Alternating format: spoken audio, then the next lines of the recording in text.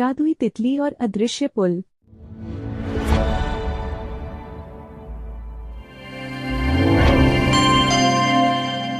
बहुत समय पहले की बात है।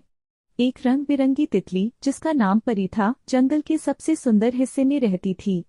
परी एक जादुई तितली थी। उसकी एक खास बात थी कि वह हर पल अपना रूप बदलती रहती थी। परी को नई जगहों की सैर करना बहुत पसंद था।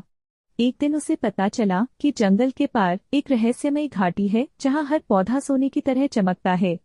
लेकिन उस घाटी तक पहुंचने का रास्ता बहुत खतरनाक था, क्योंकि बीच में एक गहरी नदी बहती थी और वह नदी जादुई थी। उसे उड़कर पार नहीं किया जा सकता था। परी ने ठान लिया कि वह उस घाटी को जरूर देखेगी। जब वह नदी के किनारे पहुंची तो उसने देखा कि वहां कोई पुल नहीं था।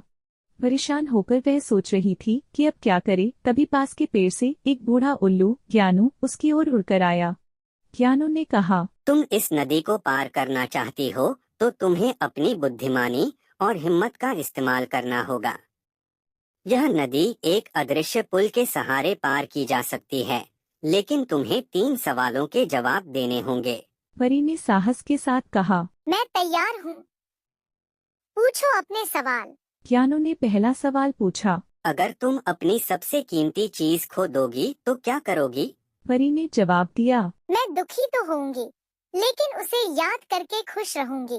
दूसरा सवाल था, अगर कोई तुमसे मदद मांगे तो क्या तुम अपने सपनों को रोककर उसकी मदद करोगी? परी ने कहा, हाँ, क्योंकि दूसरों की मदद करना ही सच्ची खुशी है। तीसरा सवाल था, तुम्हें मंजिल तक पहुंचने के लिए धैर्य रखना होगा। क्या तुम इसे संभाल सकती हो? परी ने मुस्कुराते हुए कहा, मैं हमेशा धैर्य से काम लेती हूँ। ज्ञानू ने संतुष्ट होकर कहा, तुमने सही जवाब दिए हैं। अब यह पुल तुम्हारे लिए दिखने लगेगा।